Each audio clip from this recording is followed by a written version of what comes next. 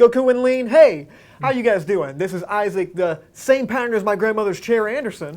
I am Tyler, Big Bang Cinema Radio Keen. It's Big Bang Radio, but it's close enough. And guys, this is a movie show where we talk about movie news. Movie reviews. And every single thing in between. Guys, welcome back. Tyler went on a business trip last week, so we didn't have an episode. By the way, how was that? Boring. Boring? Wow. Well, now we can make up for the boringness with some interesting news this week, at least. But we're back now. We got a good old show for you today. Hope everybody enjoys. Let's talk about some movie news, all right? All right. This is not movie news. This is the thing. Why don't we pop up that little collage of photos right there? Okay. This is movie disasters. Well, speaking about disaster, The Matrix is getting a sequel / reboot / remake. And get this, one of the Wachowski siblings are not going to be a part of it. And I think it's one of them, or that one of them is better than the other. I think maybe the guy or the girl, or the girl the guy, or the guy that used to be well, they're both women now. So that's beyond the point. Yeah, this is Lana and Lily Wachowski. I think as what they're going by now. They were the Wachowski brothers, obviously, when they were did the original movie. Yeah, this is a photo of them. So they made The Matrix, and then they made nothing else good. So. Well, oh my gosh, yeah, you just pretty much summed up their entire career. I like parts of Speed Racer, but yeah. Anyway, it's been confirmed that that only Lana will be coming back to direct this or write this possibly, and they're going to have some different things with it. It's supposed to be a sequel. In the future, there's been rumors that Michael B. Jordan's going to play an early Morpheus. I don't know if that's still going to happen. Do you think this will be caught up in development hell? Like it never makes past pre-production. You know, we've talked about this before as far as the Matrix reboot and the Michael B. Jordan one specifically. First off, I think it's a terrible idea.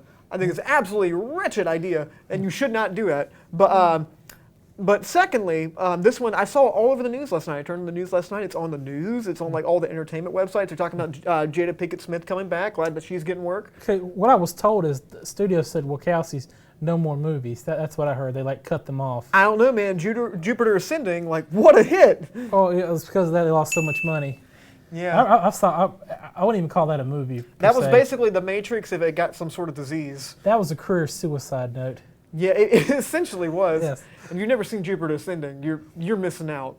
Oh. Eddie Redmayne's best performance. He won a Razzie for that. I don't know if you knew that. Well, the same year he won an Academy Award. Yeah, I know. It's not very often that happens. He should have been on stage to get an Academy Award. He gives a little speech, and they come out and take it back from him. Now I got to take it back for you for Jupiter Ascending. Yeah. Well, the point is the Wachowskis really haven't had anything very successful since the first Matrix movie. The second Matrix movie, maybe parts of it. The third one, no. And after that, I think they wrote V for Vendetta, which was like partly pretty good. You know, I enjoyed that movie for the most part. They had Speed Racer and they had Jupiter Ascending, and that's pretty much their whole career. Now that they're rebooting this movie, obviously, like the first Matrix movie is one of my personal favorite movies. I talk about it a lot in the show. My favorite moment of that is 45 minutes in, when Neo realizes, like, spoilers if you've never seen The Matrix, if you've never seen The Matrix, what are you doing? Like, you know, where he wakes up in the pods and he sees the rows and rows of people in the pods? That moment will never stop, like, affecting me. It always makes me, like, so scared and terrified just because it's so real. And, like, up to this point in the movie, you don't know that they're in a computer program. You're never going to be able to recreate that. I imagine, first off, what do you think they're going to do? Do you think they're just going to go strict sequel? And they're going to have, like, you know, what Neo's doing now? I'm trying to think, what is the worst thing they could do, and that's what they're going to do. Most likely. I think, personally, it's going to be The Matrix is back up, and it's going to be like a soft reboot. It's going to be another The One, and Neo's going to be like the Morpheus leading on the new one. I feel like that's what they're going to go with. I mean, is Keanu Reeves going to be in for this, do you think? Yeah, Keanu Reeves is confirmed for it. I mean, and Carrie-Anne Moss, too. So I don't know where they're going to go. Personally, I think that's where they're going to go. Well, they got nowhere to go but up. I don't know. Because you can't, because they're on rock bottom. You don't want to say that. You don't want to say that. Because it could get worse. Yeah. You don't know that, okay? So, any final thoughts on this before we go on? That's a fine example of a bad idea. This is a fine example of a terrible idea, and we'll see. Maybe it'll be cool. I love The Matrix, the first one at least, and hopefully they won't ruin that one too. But speaking about ruining things, Fox News is getting a movie. Actually, they got a movie, and it's called Bombshell. What production studio? Production studio, I'm not sure of, but there's a trailer for it. Is it Fox Studios? It's not Fox Studios. Is it Disney doing this? Definitely not. I don't know. I'll probably say in the trailer, Margot Robbie's in this, Nicole Kidman, and Charlize Theron, and it takes place about the Fox News people and like a scandal that was going on during that. And if you look, Megyn Kelly, that's supposed to be Megyn Kelly right there. That's really Charlize Theron, and it's pretty sick that how close that she looks to her. Margot Robbie's playing like a fictional character, and I forgot who Nicole Kidman's playing. But what I find really interesting about this, do you know who directed this movie? No. Okay, it took you a little. You looked like your brain was about to explode when you said that. That's some gears rubbing in there. Okay. Your brain's probably going to explode when I tell you who directed this. By the way. Jay Roach. Jay Roach. Jay Roach. Okay. Jay Roach. So, in case you don't know who Jay Roach is, Jay Roach is was the director of the Austin Powers films, and he's done a few other comedies. And he married the girl with the crazy eyes from the Bengals. Yes, he did, didn't he? Oh my goodness, I forgot about that. And they split recently, I think. Wait, the Bengals or his wife? Both. So she's on the market again. Maybe so. I don't know. Don't say it like that. She's not a piece of meat, you No. psycho. She's shopping on the market now. Okay, they put her back on the shelf? No, she's shopping on the market now. Okay. I'll be on that shelf. Okay. That's not creepy at all. Yeah. But as far as Jay Roach goes, he also directed 2008 or 2009, he started doing a lot of political movies. He directed Recount, the HBO film about like the George Bush and Al Gore election. Yeah, look how closely those two look. Are you telling me Michael Moore doesn't direct every political movie? Yeah, I know, right? What? And he directed one about Sarah Palin that came out in 2012. And he's done a bunch of political things now, so he's very into the politics side of it. And with the movie about Fox News, I'm pretty sure that this movie is going to be nothing but the facts and just completely accurate. And just like there's going to be any fabrication, no bias whatsoever toward Fox News, and going to treat like that company with such respect and love. Don't you think so, Tyler? Absolutely. Absolutely. Sarcastically, I say. Absolutely sarcastically. I mean, who knows? I mean, but it is really interesting to see kind of this perspective, and I'm curious to see how exactly it's going to go out. Judging from, like, have you ever seen Recount? No, I don't watch political movies, but I have a theory about this. They're trying to smear Fox News. What? What? No Yes. way. Look, I don't know about you. Fox News is nothing but respected on the millennial generation. Could it be because Fox News is beating CNN for viewership? I don't know about all that. Are they trying to make a hit piece for the Fox? No, they couldn't be doing that. They're not that petty. Well, yeah. No. It's one thing that Hollywood loves. It's conservatives. So I was going to say underage girls, but well, that's allegedly, but totally true. Yeah. Well, except for Kevin Spacey, he likes other things. oh, he does do like a okay. You got me on that Like one. good films. Yeah. Yeah. Like he likes really good films, and like- boy, oh boy, And he loves. does he having- like those. Oh, he does. I also heard he's got chains in the basement. Yeah, you know, like he really locks down them roles. He does lock down them rolls. Yes, he does. Yeah. I would say man, oh man, but I boy, bet oh say boy what- feels more appropriate. I bet say when you get him on the film, he locks himself in that contract, throws away the key. Oh man, we gotta stop talking about this before we get in trouble. Yeah, we get sued. Yeah. Anyway, speaking about talking about this, James Bond, 25, got a name, and it's this name, and it's all right. Did they already use that? I don't know. At this point, I really don't know. Like, No Time to Die for the franchise. I think they're wrong, but Die Another Day, Leave and Let Die, No Time to Die, Dead franchise. Tomorrow Never Dies. So yeah, I think they kind of used this before. yeah. Well, I mean, Die is in all the titles and everything. So we've talked about this movie quite a lot in the show. For those that have been keeping up with the show, all 6 of you, you probably know all the production trouble that they've had, and some of the writing stuff. Phoebe Waller-Bridge wrote some feminist stuff in there that was supposed to have like female empowerment, and apparently now they're trying to pass the baton on to the new 007, Lashana Lynch, and that's a whole episode you can watch. But that wasn't really the issue to me. The problem was just like I didn't like Spectre very much. And Daniel Craig didn't sound. Yeah.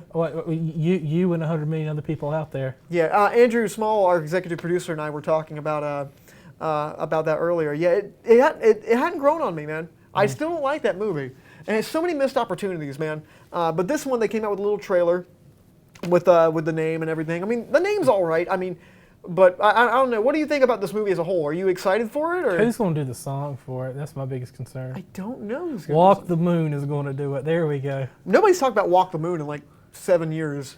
and they're going to do it. I don't know. But, yeah, so I'm excited to see I like Daniel Craig. I think this is going to be the last time Daniel Craig is Bruno Mars. Bruno Mars is going to do it. But Bruno Mars isn't really hot right now.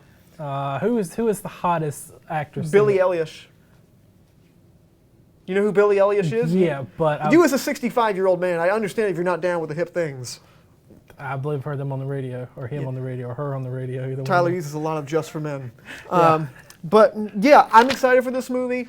I'm more apprehensive about it because I feel like they're gonna just try to make amends as far as there's no bad production things. There's no war in Bossing Say. But any final thoughts on this, buddy? Nothing happened in Tiananmen Square, sir. Yeah, nothing's happened on the set of Bond 25. Yeah. We're going great, and we're not pulling out all the stops to try to. I'm gonna go ahead and say it.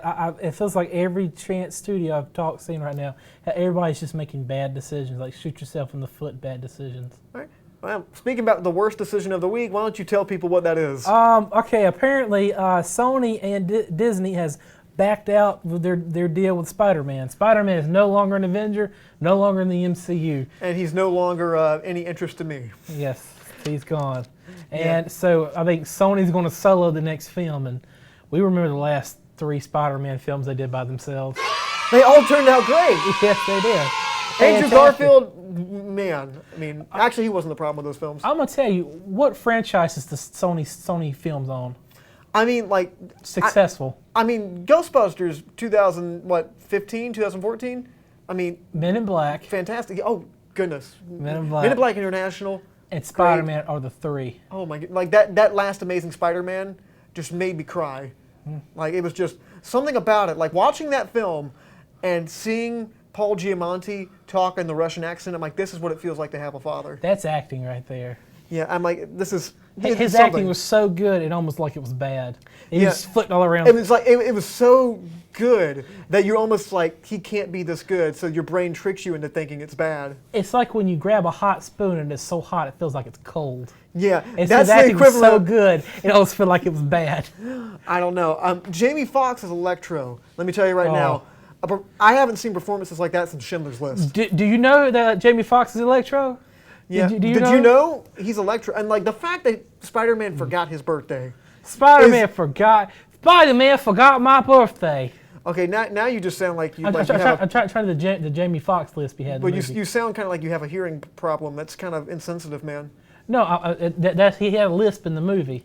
He also got electrocuted by electric eels and then got mad at Spider-Man because he forgot his birthday. What great writing. Well, he got his superpowers for being shot by an electric eel. And then he started doing a song with the electric thing. We could talk about Amazing Spider-Man 2 all day.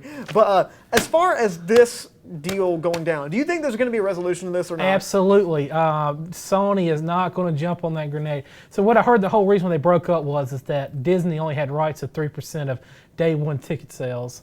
And it was and the contract they had was over, so they wanted to write a new contract. And Disney was going to have the idea to fund half of the next film because they proved that Spider-Man could reach over $1 billion with Marvel and the MCU's help. So they're like, we'll put half the money in there, you put the other half, and we'll both split the profits when the movie comes out. And Sony's like, no, we're not doing that. And they're like, well, if you do that, I mean, even it makes like $1.2 billion, you're still getting more money than you got from the last Spider-Man movies. Yeah, and you also have like more success around fans and everything because those Amazing Spider-Man movies suck. They're terrible. Yeah, those are not good at all. I mean, and most of that is completely on Sony. Sony doesn't have a popular property that works with a general audience. They don't. You know, and they try so hard. I mean, but I mean, I don't understand like why. Like they just see that they're not successful. They know they're not successful. I think it's because of the last Venom movie that came out. This is what's going on. They soloed the Venom, horrible movie. I mean, just the depths. It's wretched, yeah. Depths of the gutter film, just god awful crap film. It was like somebody. It was bad. It was something that should have been released on VHS. It was terrible. It was awful. Don't tell that to Mr. Josh Schaefer. He's been that was on the show before. But they made a lot of money off of it. So they're like, well, we can do just like we did with Venom. Yeah, I'm sure this is going to work out great for you, Sony. But anyway, guys, what do you guys think about any of the things that we talked about today? You can leave us a comment at facebook.com/studio67ncc. We would love to hear what you guys have to say about any of the things that we have to talk about at all. Well, why don't they just wait till Sony Pictures collapses and they just buy the rights back? Wait for it. It'll happen. But anyway, guys, we're going to take a really quick break. But when we come back, we got a really fun segment revolving around sports, which I love sports movies. I'm not feeling as far as like I don't like sports, but I like sports movies. So we'll hear about it when I come back. Oh my gosh, I'm ready for this.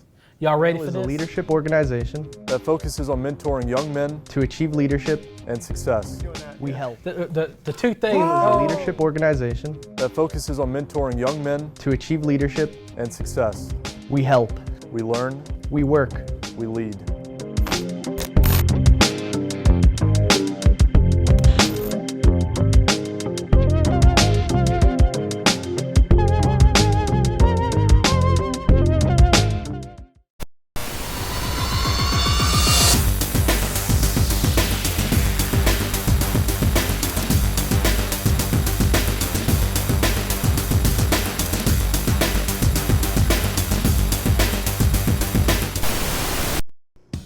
When it comes to culinary arts, Nash Community College is here to turn your burning passion for food into a career.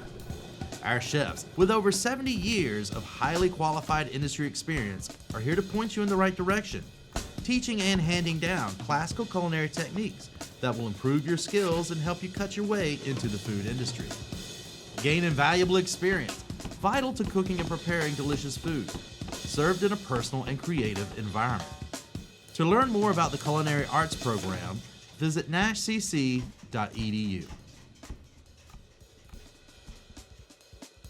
Y'all ready for this? Children are cheering. Children are cheering. Everybody's back. All right. Okay, guys, welcome back to Big Bang Cinema. My name is Isaac, the same pattern as my grandmother's chair, Anderson. I am Tyler. That only good thing that happened out of Space Jam Keen. Just like Space Jam, it seemed good a while ago, but now it doesn't hold up. But, guys, sports. Not Yeah. my thing. So, we're talking about sports movies right now. And personally, I'm not a huge sports fan, but I am a movie fan, and I love movie sports, and that's the only sports I like. Tyler, you into sports, period? Yeah, I am into sports. I do like the women's volleyball, and I do like the one that was on the Man Show with the trampoline. Oh, goodness. Yeah, the trampoline. Goodness me. Jimmy Kimmel. Yeah, well, no, not. I mean, he wasn't the trampoline, but the game they had with the girls on the trampoline. Okay. Well, Yeah. that's more interesting as Jimmy Kimmel, but okay. Yeah. But, we compiled, each of us picked 2 movies that we really like of the sports genre, and I guess I'll go first. One of my favorite movies, just period, but like, as far as sports movies goes, is probably the first Rocky movie. Now, in case you don't know what Rocky is, you're living under a rock. First off, Rocky is about a boxer named Rocky Balboa, played by this man right here, Sylvester Stallone, and it's kind of his story. He's kind of he's the lovable dumb guy, as they kind of say. He's not really a brilliant guy. He just Wait, kind of. are you talking about Rocky or Sylvester Stallone? I'm talking about Rocky. Sylvester Stallone's a smart dude. Oh yeah, I'm pretty sure the whole thing he did with I mean, come on, he got outdone by Arnold Schwarzenegger. I mean, if anybody turn. that reads the script of Rhinestone and accepts it, that's a smart man to me. So, it's kind of his story. It's an underdog story. He's fighting this boxer named Apollo Creed, who's like the big guy around, and he's training, and it's just kind of a story about him kind of accepting himself and him struggling with his relationship with his wife. And obviously there's sequels, and it's kind of weird. You can kind of see where Sylvester Stallone was in each of these movies, like in his life. Rocky IV is like super overblown and like super, kind of schlocky and over the top. And like at that time, Sylvester Stallone was like super rich, and this one he was kind of struggling. Yeah. Oh yeah. We're gonna talk about the theme song in a minute. Right. But one of the coolest things about this movie is that Rocky. Philadelphia, and it didn't look grimy and nasty. Well, I mean, it still does. I mean, if you look in the movie, it does look a little grimy and nasty. If my buddy Joe Reinhardt is watching this video, sorry. But if at the end of the movie, they obviously Apollo Creed and Rocky fight, and Rocky loses. It's his movie, and he loses. Yeah. Like what other movie do they do that in? Like the whole movie's building up for him to fight, and he loses the thing that like you're watching the movie for him to win, and you're cheering for him. In a really good movie. Obviously, in the sequel he wins, but I thought that was a really bold choice. I think Sylvester Stallone wrote this movie too, so he's a really talented I writer. believe so. Yeah, and so I mean, he just came up with this character, and he kind of wrote what he knew. I love this movie, and it won Best Picture that year too. I mean, he did a lot of fantastic sports movies, like Over the Top. Yeah, I mean, that's really. I was gonna put that one on this list. This one narrowly won. If you've never seen Over the Top, what It's are you Over doing? the Top. Oh yeah, and also has one of the greatest theme songs of all time. It's amazing, and you probably already know what that sounds like. But Tyler, which one do you pick? I chose my favorite, The Running Man. Okay. Now, first off, interesting pick. This was a debate whether or not this was a sports movie, but it is a sports movie. It is a sports movie. Why don't you describe to the people what it's about? It's a story. Stephen King wrote it, and it's about a game show in the future to where criminals are caught, and they had to get through a trial. What do you call it? Like a gauntlet, and they had to get across a racetrack. And they get to the end, they're forgiven. But there's guys with machine guns, flamethrowers, and there's a track he has to get through. He has to get from one point A to B alive. That is the plot of it, and he was falsely put in prison. So he's basically just trying to find his way out, and it's got a lot of Arnold catchphrases. Arnold catchphrases are all in that film, but it's got some neat writing from Stephen King. Okay. That's the story. That's it. That's the story. And this was what year was this made? It was made in like the 80s, right? 84.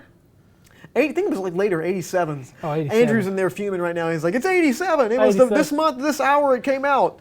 87. Yeah, I would say. I guess that's true. 87. I don't know. But like, so like enjoyed pretty it. much all practical stuff, right? Yes, the whole thing was practical effects. There's a guy with a flamethrower in there, machine guns and Gatling. It's awesome. It's The just, heyday of Arnold, right? it is the heyday of Arnold. It's just one of those films you can watch it, and it's just Arnold smeared everywhere. It's just great. Like Well, you just Arnold smeared. That sounds gross. You might want to rephrase that. well, Arnold steroids. smeared everywhere. Okay, that makes Steroids. sense. Okay, but it's great. It was awesome. All right. Well, another one that I really like. This one is from your favorite director, Darren Aronofsky, of our favorite film, Mother, and Tyler's favorite film, Requiem for a Dream. Yeah. This movie's called The Wrestler. And in case you've never seen The Wrestler, what are you doing? It's wonderful, this movie. The Wrestler is about Mickey Rourke plays somebody. I forgot what his name was in the movie. I think it's like the Rhino or something. It's been a while since I've seen the movie, but it basically revolves around him. He's like a washed-up wrestler that was kind of semi-popular in the state, and he was like one of those wrestlers in the 70s. Now he works at like a grocery store. His daughter is like distant, and he doesn't really have a relationship with her, and he just kind of he's poor. He's living in like a trailer outside of a like in his car outside of a trailer park. Like all good wrestlers. Yeah, and now he's discovered he has like a heart problem, and if he keeps wrestling, that he's gonna like die. And it's just an incredible movie. Mickey Rourke actually, like when he was filming this movie, he was actually like really down in his career. I mean, this wasn't quite Iron Man 2 territory, where his greatest performance, where he wants his bird. I want my bird. Fun fact: our producer Amanda Coggin thought this man was dead. So I thought. I'm like, maybe his career. Oh my gosh! Whoa! Hey, is Nick Nolte still alive? I think he might be dead too. Yeah. Well, I mean, considering I haven't seen Mickey Rourke in a whole lot, his career's kind of dead too. Yeah. But yeah, this movie's just kind of like it's a little over the top. Darren Aronofsky is known for his kind of really overly emotional things, but I really liked it. There's like one scene in here. Sorry if you've never seen the movie, so if you don't want to know anything about The Wrestler, sorry. There's a scene in there where he gets recognized in the grocery store he works at. And he's like, oh, yeah, you're the wrestler guy. And he keeps telling him, like, he should do his catchphrase, and he shoves his hand in a meat cutter and, like, cuts his hand open, and blood flies everywhere, and then he, like, runs out. And that scene always gets to me, too, because apparently when they were filming that scene, Mickey Rourke really, he was really distraught because something like that happened to him one time where he got recognized in a grocery store, and it just brought up a lot of bad memories. Granted, he never shoved his hand in a meat slicer. But the ending of the movie is really powerful, too. Because like it ends. He dies. Like he's. Well, I mean, you don't see him die, but like basically they say if you do one of those jumps that you do, you're gonna die, and he just doesn't listen. And Marissa Tomei's in the movie too, who plays like a stripper. If that doesn't encourage you to see the movie. Because you can tell like he's like he's having a heart attack the whole time. Yeah, he's just dying right there, and he's committed to give everybody one last. Like really good show, and it just ends with him like jumping over the camera. Cinematography's great too, direction's great. Yeah. I love this movie to death. Tyler, what's the last one? Why don't you end us on Moneyball. Okay, tell us about Moneyball. Moneyball had Brad Pitt and I believe had Jonah Hill in it. You Jonah Hill's in it. Chris Pratt's in it too. Chris Pratt, yeah. I think he discovers a formula to where you can get a home run every time. I ain't seen this movie since its premiere, so. Okay, I've never seen it, so. It's like it's still kind of fuzzy for him, but I think he gets a mathematical formula to where the right strike and speed, you can get a like a little equation to where you can get a home run, a hit every time. Heard that. And they call it the money ball. So. Okay, that sounds fun. Yeah, that's the story. Yeah. Okay. Well, I mean, considering I've never seen the movie, I've heard about this movie a lot. Brad Pitt did a good job, but Jonah Hill was like incredible in this. Oh yeah. Because this is the time where you're like watching Jonah Hill and you're like, that's that fat guy that's real funny. It's when you search Cringe Fedora, he's the one that pops up. Yeah, Cringe Fedora is Jonah Hill. And then, like, no offense, Mr. Jonah Hill, if you ever watch this. So you watch. I genuinely like that guy's acting. So you're watching, you're like, oh, he's going to be hilarious, say something stupid in this. He's one of them kids from Superbad, and then he doesn't. Then you actually like, oh my gosh, wow, he's a really good actor. And he overshone like Brad Pitt and like really out. It's really weird to see like somebody you didn't expect to outshine a big actor. Yeah, I know, and I mean, this was 2011, right? So this was like, what, 4 years after Superbad? He was known as like, oh, it's the Seth Rogen guy from like, wasn't he in Knocked Up too? He was in Knocked Up. And he was in The 40-Year-Old Virgin. He's like the Judd Apatow kind of like Seth Rogen guy. Now he's like a serious actor. And then Wolf of Wall Street came out 2 years after this too. Like another Academy Award nomination. He's got 2 Academy Award nominations. I know that. I mean, I really want to see this movie. At first, I thought this was what's his name? The guy that did Anchorman. It's gonna kill me if I can't think of his name. But you guys know who I'm talking about. I thought it was that. I thought he directed this. Will Ferrell. No, the guy who directed The Big Short. Oh my goodness, it's gonna kill me if I. Oh yeah! Oh my gosh, it's going for me. Oh my, yeah, I'll think of it later. I can't think of it. I can see his face right now. But anyway, guys, that's pretty much all the show that we have for you today. Thank you so much for watching. Next week, we're going to be talking about Ready or Not, which is a movie I heard was actually pretty good, and it looks terrible in the trailer, but we're going to see it anyway. Because it's better than Angel Has Fallen, the sequel from the 2011 movie Olympus Has Fallen. I wait for the forces. Earth has fallen, and draw a little spaceship like shooting aliens. Earth has fallen. He's like, I gotta save Morgan Freeman. The aliens have taken him. And he's just. And then you said the Milky Way has fallen too. Yeah, it's like the Milky Way has fallen. Like a portal rips open, and like the universe, and they starts filling up with like critters from another universe. And he's got to they're gonna rip off Pacific Rim. He's a giant mech suit just fighting the. And it's you're going to have to combine with Fast and Furious. No, then there was the last one. The sequel is called Heaven Has Fallen, and the demons rip a hole in heaven. He's like fighting off with a flaming sword, like trying to protect Morgan Freeman, who's playing God. Well, we can talk about garbage movies all day, but real quick before we go, a big reason why we talked about the sports stuff today is because we actually have a show right here on 89.1 Big Bang Radio, and Studio 67 is going to be putting on a show with the Lucas boys themselves. It's Friday Night Football. It's going to be our first live broadcast of a football game. It's going to be tomorrow night. If you guys tune in to 89.1, I believe it's at 7 o'clock, right? If you guys tune in right here, it's going to be a live broadcast. You're going to have to listen to find out. Is the Nighthawks? You're going to find out. Nighthawks. You got to listen. You got to listen. You got to figure it out. But yeah, Mr. Sean, the Professor Lucas himself, is going to be on there. So make sure to check that out, guys. Anyway, my name is Isaac. Same power as my grandmother's Couch Anderson. I am Tyler. Honorable mention. Where's the joke? We got to find the joke. We got 10 seconds. The Mighty Ducks. All right. The Mighty Ducks. Yay. Team. See you guys next week.